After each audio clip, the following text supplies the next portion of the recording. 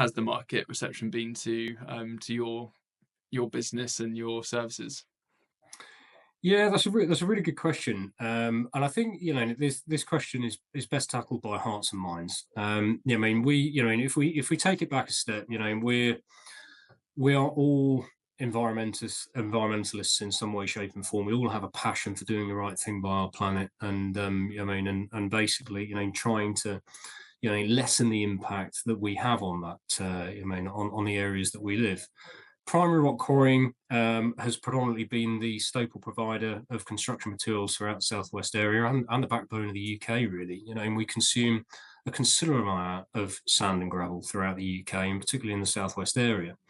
But there is an impact to primary rock quarrying, and unfortunately, there was always going to be an impact with that.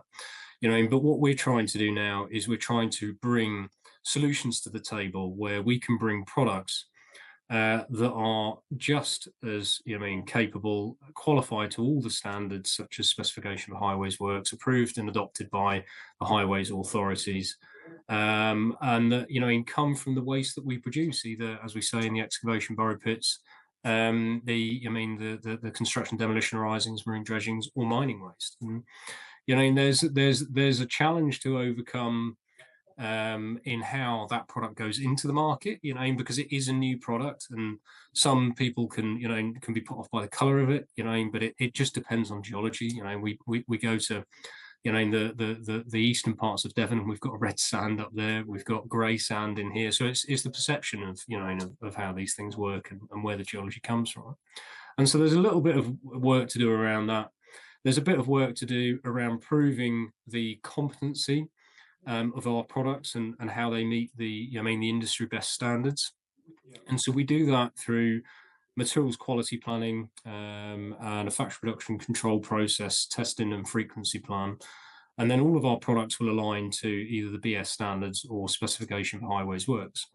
And so the way that we approach this is, again, we revert back to a team of scientists and engineers and people that have got experience in this industry in many different sectors. And so we're trying to break down those barriers by basically demonstrating science and logic and compliance to that industry best practice. And so how does that sort of relate to market penetration? Well, we introduce those products as fully qualifying to the industry best practice and standards.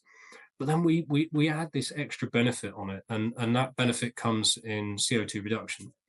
And so, the way that we've set up our processing facilities, the way that we've, engineered these things to become more efficient, more sustainable themselves, is to look and challenge, the normal processes that you would see within a primary rock quarry. And it really starts at the point of carbon capture on when you're excavating it out of the ground. And so from our data, and these data sets can vary. It depends very much on the location and many different factors. But on average, we see around about 7.76 kilograms of CO2 produced per ton from primary rock.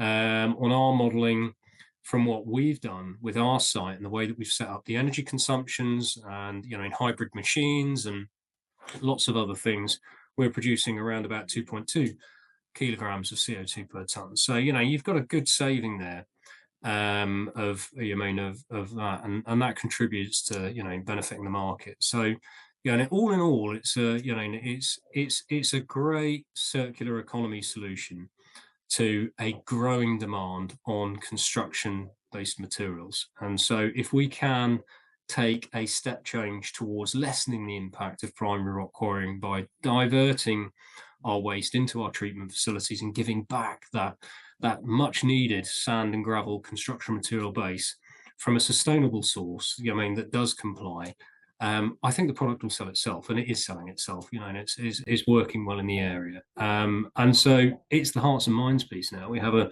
fantastic journey to go ahead and build our relationships in the Southwest.